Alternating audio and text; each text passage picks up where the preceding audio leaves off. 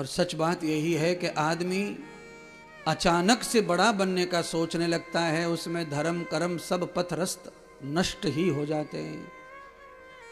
इसलिए मुझे लगता है कि आदमी को अचानक बड़े होने की कामना और प्रयोग नहीं करने चाहिए। बड़ा कौन बनाएगा? बड़ा कौन बनाएगा? अच्छा बोलो, आपको छोटा किसने बनाया माँ के पेट में?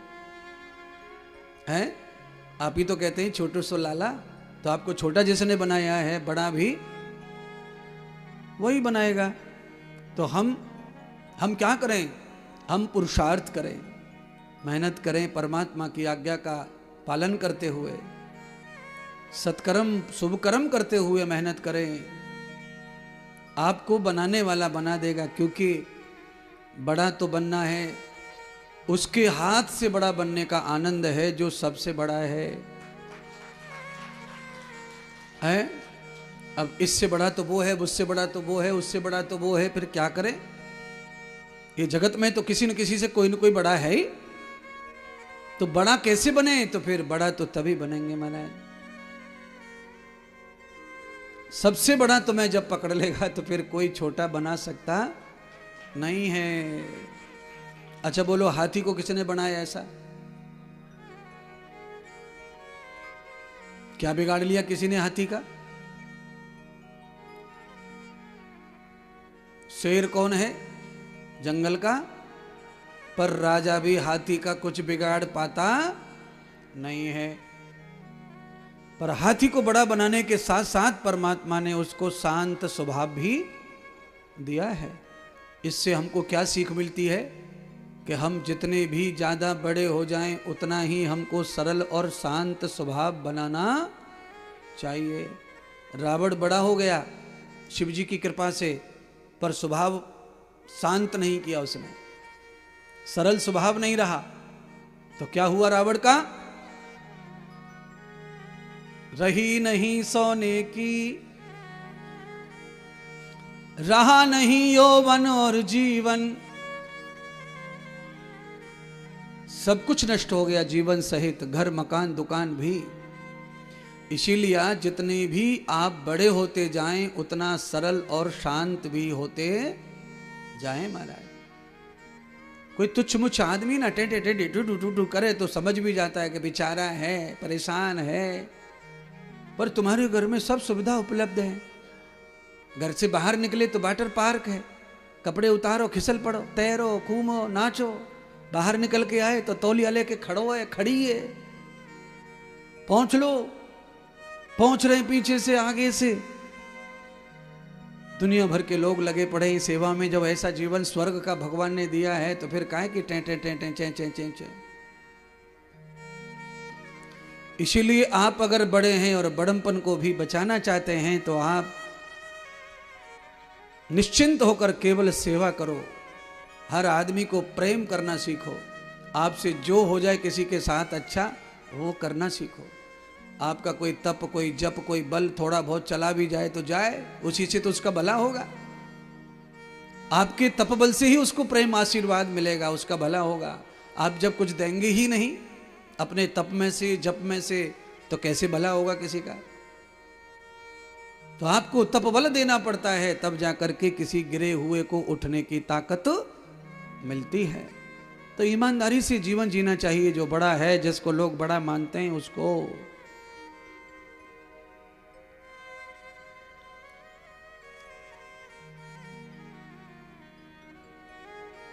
रावण बड़ा हो गया राम जी की कृपा से, शिव जी की कृपा से, रहा नहीं।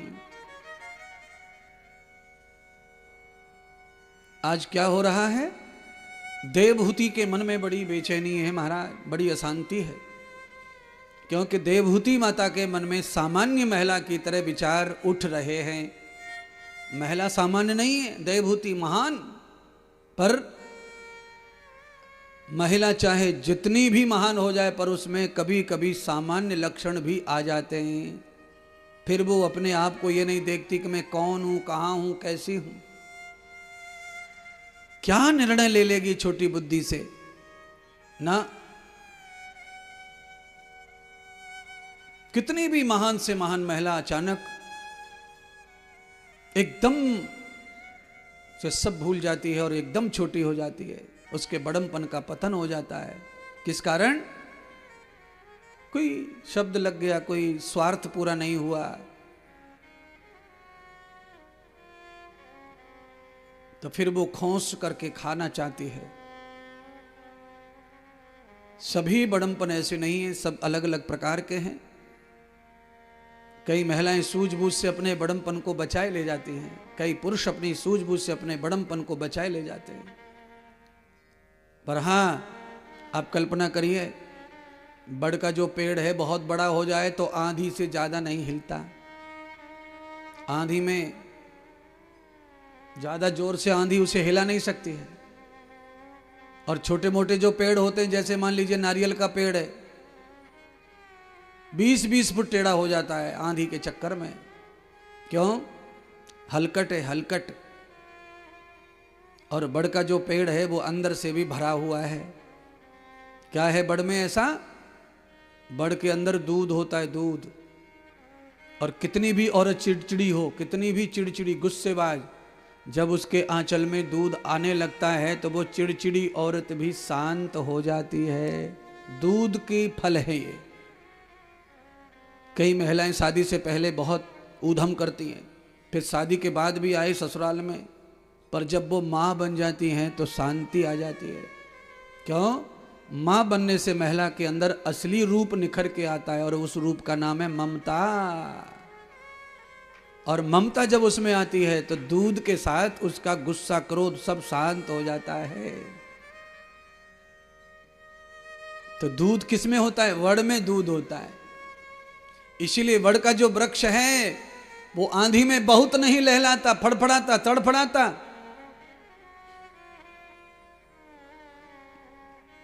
बड़े बड़ाई ना करें और ना बड़े बोलत हैं बोल, हीरा मुख से ना कहे लाख टका मेरा मोल। हाँ? कीमत तो आदमी को अपनी कभी नहीं लगानी। हाँ, बड़मपन तो अनमोल है, उसको कैसे कोई नाचेगा जांचेगा। पर भाई साहब, इतनी मेहनत महात्मा समझाने में लगा रहे हैं। कथा सीधी सीधी भी, सरल सरल भी सुनाई जा सकती हैं, और कई कथा हो जाती हैं। आज बहुत सारी कथाएं हो जाती हैं, पर 100 कथा गा के भी अगर बुद्धि में कुछ जा नहीं रहा तो कथा का कोई अर्थ नहीं है। अपनी बुद्धि को परफेक्ट करने के लिए महात्मा मेहनत कर रहे हैं कि जो भी आए हैं अपना घर बार कुछ सीखने समझने, नहीं अभी तक सुधरे 20-25 साल से सुन रहे हैं, तो चलो इसमें सुधर जाएं, कल सुधर जाएं, परसों अच्छा हो जाए। सभी लोग जो है अंदर से दुधारू हो जाओ, दूध वाला हृदय हो जाना चाहिए। हृदय सूख गया है। और हृदय कब सूखता है? स्वार्थ में। आदमी जब स्वार्थी हो जाए, उसे ऐसा लगे कि ये तो मेरा था, ये मेरा इधर कैसे छिन गया, ये कैसे चला गया, ये कैसे ले लिया इसने, ये कैसे पकड़ लिया इसने, ये कैसे हो गया, ये कैसे खा लिया, ये कैसे हो गया। तो हृदय का दूध सूख जाता है। और जब हृदय में रस नहीं रह जाता है तो हृदय कठोर हो जाता है, और कठोर होकर वो चिड़ चिड़ करता है, पिड़ पिड़ करता है, किट किट करता है। और हृदय जब रसीला हो जाता है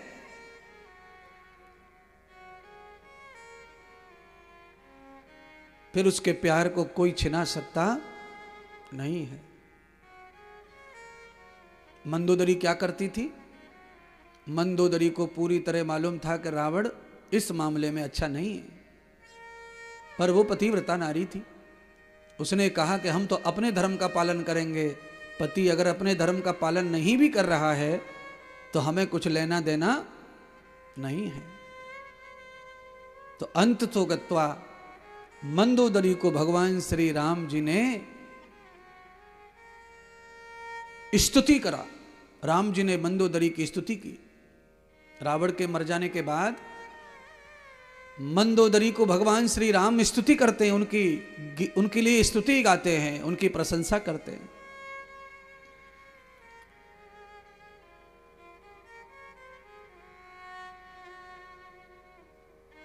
सास बहू दोनों ही पतिव्रता थी। मंदोदरी की बहू सिलोचना, वो भी पतिव्रता थी। भगवान ने उनकी तो इच्छा पूरी की थी, पतिव्रता नारी की इच्छा पूरी की थी। इसलिए आप किसी भी विभाग में बड़े हैं, किसी भी चीज में, महात्मा संतों में, व्यासों में, पंडितों में, आचार्यों में, क्षत्रियों में, ब्राह्मणों में, वैश्यों में, व्यापार में, सेवा में, आप जितने भी जिस विभाग में बड़े हैं, धन से, वैभव से, बल से, आपको शांत स्वभाव ही रहना चाहिए। सुनिए, मक्खी जब शांत स्वभाव रहती है तो क्या उसके पास रहता है? शहद का पिंडा रहता है, इतना शहद भरा रहता है उसके पिंड में। और मक्खी जब चंचल बिछड़ हो जाती है तो पिंड फिर शहद बिल्कुल रह जाता। बोलो, मक्खी शांत रहती है तो क्या रहता है? उसके पास बहुत सारा जमा शहद रहता है और वो उसी की पूंजी है। और जब वो चंचल होती है, बिचलती है, बिखरती है, तो उसकी पिंडी में शहद नहीं रह जाता। उसे कौन ले जाता है? वो स्वयं ही उसे खत्म कर देती हैं, भोग लेती हैं, नष्ट कर देती हैं और उनकी वैल्यू खत्म हो जाती है। फिर लोग डरते हैं उनसे, हमारे घर ना बैठ जाए, हमारे घर पे ना बैठ जाए, हमारी कहां छजली में ना बैठ जाए। और जब से वो बैठी थी तो सबका मन ललचा रहा था, ये तो हम तोड़ेंगे शहद, ये तो हम तोड़ेंगे शहद। अब वो शहद है ही नहीं, वो बिछड़ गई, उसके स्वभाव में परिवर्तन आ गया। धनवान हो गई थी, अपनी कमाई से धन जमा हो गया था, पर चंचल विचल हो गई, हिंसक हो गई, तो शहद भी चला गया और इज्जत भी चली गई। इसीलिए कमा करके जो लोग बैठे हैं, नाम काम दाम, उनको सरल और शांत स्वभाव ही रहना। आनंद आएगा जिंदगी में, धन का भी आनंद आएगा, बल का भी आनंद आएगा, ज्ञान का भी आनंद आएगा। आता जाता कुछ नहीं है और तर्क करवा लो दुनिया भर का, कमी निकलवा लो 1000।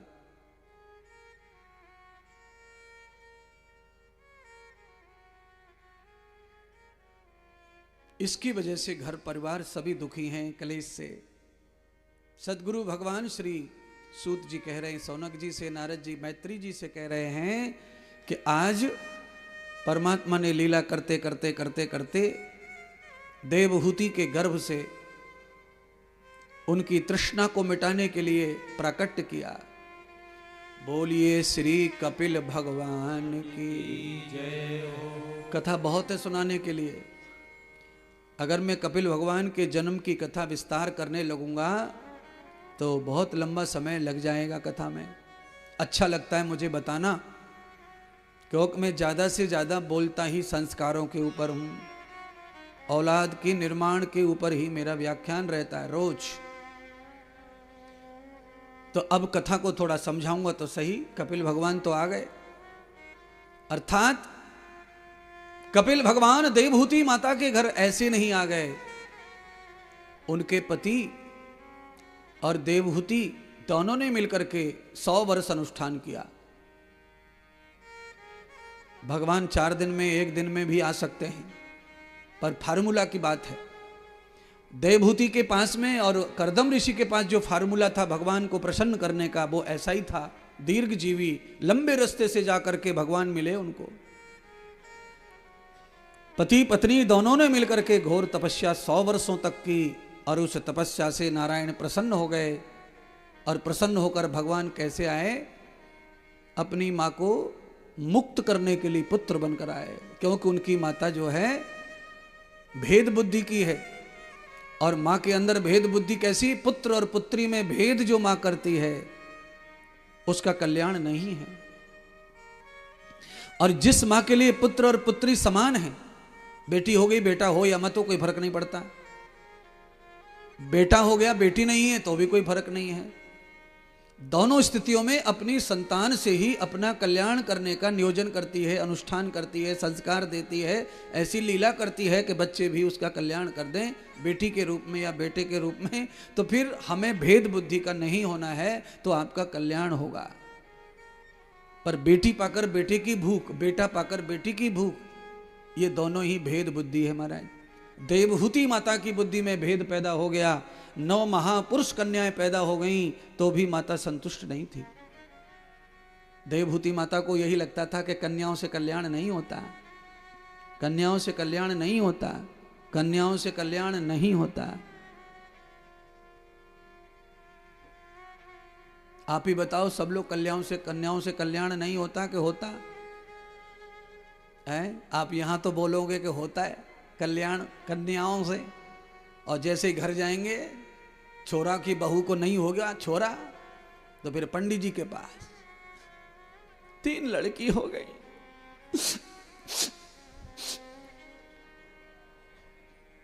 3 अवक्षण करवा दिए। सासू मां बोलो, 3 हो गई, 3 मरवा दी, 6 हो गई लड़कियां। बोलिए तो सही, जिनके घर में कन्या के रूप में भी बीज अंकुरित नहीं हुआ, उनका घर जाके देखो, और फिर तुम्हें अपनी कन्या भी प्यारी लगने लगेगी।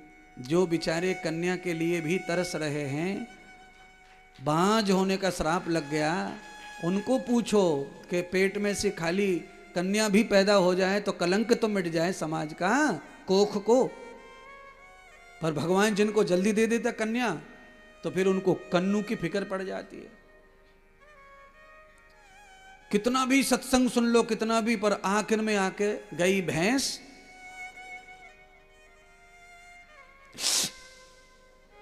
एक हो जाता तो अच्छा रहता। बोलो गुरुजी, वैसे तो आप सही बताते हैं, है कुछ नहीं दुनिया में, न लड़की न लड़का, इस युग में क्या किसी का, पर एक ये हाल है महाराज। गुरुजी के ज्ञान का भी धन्यवाद कर दिया, पर चाय की माई, अब इसको समझने में कठिनाई होगी। ये मुहावरा ब्रज का है, समझे नहीं होंगे सब लोग। चाई की माई और माही की माही, चाही की माई। चाही का माही का मतलब होता है यहां से वहां तक सब घूम आए, पर वहीं की वहीं है, कहीं गए न आए। सब धन्यवाद कर दिया गुरुजी महाराज का, सत्संग का। गुरुजी कथा बहुत बढ़िया सुनाते, कितनो ज्ञान देवे, पर दादी की खोपड़ी में तालियां बजाने तक तो ज्ञान था, जैसे बहू की ओर देखा तो ज्ञान खत्म हो गया। क्या करें बताओ? इसीलिए ब्रह्म बुद्धि, लड़की लड़के में भ्रम डालकर बुद्धि पैदा हो गई, तो भगवान ने कहा इस महिला को उपदेश देना पड़ेगा। तो उसको मां बना लिया, और मां बन के परमपिता परमात्मा जगत गुरु पधार गए। अपनी माता देवहूति को 5 वर्ष के भगवान का शरीर था, कपिल देव का। 5 वर्ष के बच्चे को आत्मज्ञान हो सकता है और बुद्धि का भी ज्ञान हो सकता है, ये ध्यान रखना। इंद्रिय विशेष हो जाता है 5 वर्ष का बच्चा। 5 वर्ष का बच्चा जब इंद्रिय विशेष हो जाता है, तब उसको हम स्कूल भेजना प्रारंभ कर देते हैं। टीचर की बात समझने लगता है 5 वर्ष का बालक, तो आप समझ लेना वो ज्ञानी हो चुका है। अब उसके सामने अपने व्यवहार को संतुलन कर लें। छोटे बच्चे के सामने अपना व्यवहार बहुत बढ़िया करें। सुंदर व्यवहार से माता पिता सबको रहना चाहिए, चाहे आप अकेले हो, एकांत में हो, पर बच्चों के सामने बिल्कुल बढ़िया जीवन जीना चाहिए। क्यों? बच्चा 5 साल का है, 3 साल का है, आप उसे अब अबोध कह सकते हो, पर आप ये कहें कि वो समझता नहीं है, ना ना ना, समझता है। इसलिए 3 साल का बालक चाय को गर्म कभी नहीं पीता। अच्छा बोलो, चाय क्यों नहीं पीता? वो ना समझता तो। 3 साल का बच्चा चाय पीता है तो फिर वो क्यों नहीं जला लेता अपना होठ? फिर क्यों फूंक मारता है? क्यों कटोरी में ठंडा करता है? अपने आप ही। कमाल है महाराज। चाय गरम ठंडा वो जानता है, जल जाऊंगा जानता है, तो फिर वो ये भी जानता है कि अंकल आंटी क्या कर रहे हैं, मम्मी पापा क्या बोल रहे हैं, वो ये भी जानता है। फिर उसका क्या होगा गुरुजी परिणाम? उसका परिणाम ये होगा कि तुम देख नहीं पाओगे। तुम सोच भी नहीं पाओगे। फिर तुम ये कहोगे कि हीरे में कांच कहां से पैदा हो गया, और पैदा होना चाहिए कीचड़ में कमल, पर हो गया हीरे में कांच। आपने कोई कसर नहीं छोड़ी थी उसको, है? गायत्री मंत्र बोलो बोलो बोलो बोलो, ओम भूर भुव स्व। बालक पीछे पीछे, बालक को आ गया गायत्री मंत्र। अच्छा, गणेश जी का बोलो, वक्रतुंड महाकाय। बालक ने सीख लिया, बालक ने सीख लिया, ये मंत्र तो आ गए बालक को, पर घर में जो तंत्र है वो भी बालक को आ चुका है, ये ध्यान रखो। इसीलिए शास्त्र यही कहता है कि बालक हो जाने के बाद गृहस्थ समाप्त हो जाना। गृहस्थ का मतलब ही बालक से ही है, बालक हो गया गृहस्थ समाप्त। उसके लिए गृहस्थ में गए अपन, मानव का निर्माण करने के लिए। मानव हो गया गृहस्थ समाप्त होना चाहिए।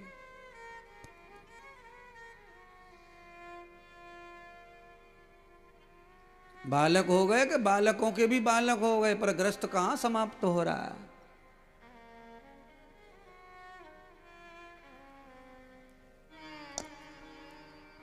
आपको क्या लग रहा है मैं धनुष बाण चलाना सिखा रहा हूं?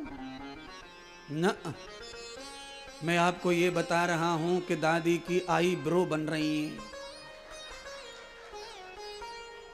मैं ये बताना चाहता हूं, दादी के नाती पोते हो गए।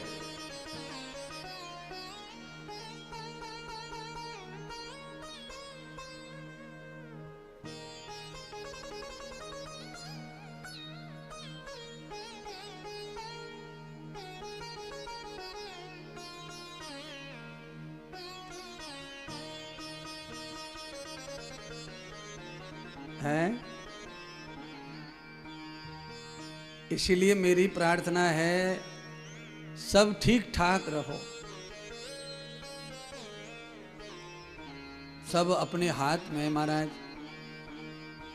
समय के साथ हर चीज अच्छी लगती है, पर असमय कोई चीज मजाक का पात्र बन जाती है। समय पे तो बहुत बढ़िया लगता है सब, पर असमय तो नहीं अच्छा लगता ना। किसी का जवन मर गया हो पति, और वहां जाकर के पत्नी की बगल में आप उंगली करें कि हंस हंस हंस, तो असमय कैसे हंसेगी वो, है? इस समय रोने का समय है, तो रोने का आनंद है, उसके नंबर मिलेंगे रोने के, पर हंसने का नंबर नहीं मिलेंगे। जहां हंसने का विषय वहां हंसो, जहां रोना आ जाए वहां दोनों ही अच्छा करेक्टर करना चाहिए, अच्छी हंसी हंसनी चाहिए, और जहां रोना है वहां बढ़िया रोना चाहिए, अर्थात दिल से रोना चाहिए।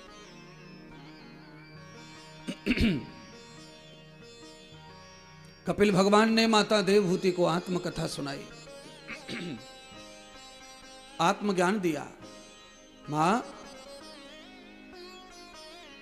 सारा संसार जो है तृष्णा से ही जीव को डुबोता है। अब तुम मेरी मां हो, मैं विष्णु हूं, और मैंने तुम्हें बता दिया है, क्योंकि मैं अभी चतुर्भुज रूप में आया था, तुम्हारे सामने ही मानस बना हूं, मनुष्य, तुम्हारा पुत्र। देखते देखते, जैसे देखते देखते लौनी का घी बन जाता है। आप लौनी डालते हैं कढ़ाई में, आग लगाते हैं, और देखते देखते लौनी खत्म और घी तैयार। परमात्मा ऐसे आए नारायण, और जैसे ही माँ की खुशी बनी, माँ को चाहिए था उसी रूप में परिवर्तित हो गए, और माँ को कहने लगे, तुम जानती हो मैं तुम्हारा पुत्र नहीं हूं, और तुम मेरी माँ नहीं हो, पर मैं तुम्हारा कल्याण करने के लिए तुम्हें पुत्र के रूप में चाहिए था भगवान, तुम्हें आ गया, तुम्हारी ये तृष्णा भी शांत कर दी। पर हे माँ, केवल तुम्हें पुत्र प्राप्ति से तृष्णा शांत नहीं हो रही है। क्यों? अब तुम्हें मेरी परवरिश की तृष्णा लगेगी, पढ़ाई लिखाई का झंझट आएगा, फिर मेरे ब्याह के लिए तृष्णा, फिर पोते के लिए तृष्णा, कुल मिलाकर ये तृष्णा कभी नष्ट होने वाली नहीं है। इसलिए हे माँ, पुत्र का काम है माता पिता का उद्धार करना। कैसे उद्धार कर सकते हैं माता पिता का पुत्र? तो आत्मज्ञानम प्रवृत्त युक्ताम, केवल आत्मज्ञान ही है जो उद्धार कर सकता है। माता पिता के जीवन के लिए पुत्र अपनी पवित्र कमाई को लगाए और माता पिता के नाम से धर्मशाला बनवाए, अनाथालय बनवाए, कथा करे, यज्ञ करे, दान करे, माता पिता का नाम जगह जगह पर रोशन करे, उससे माता पिता को यश मिलता है स्वर्ग में, देवताओं के बीच में यशस्वी होने का सफल जीवन मिलता है। जो औलाद अपने माता पिता के लिए ही अपनी कमाई को लगाती है, उस औलाद को तो मिलेगा ही सुख स्वर्ग, पर उसके माता पिता को भी स्वर्ग प्राप्त होता है। इसीलिए जब एक ही काम से दोनों का ही भला हो रहा हो तो क्या करना चाहिए फिर? ज्यादातर औलाद ऐसा नहीं कर रही हैं, कमा तो खूब रही हैं पर ऐसा नहीं कर रहे।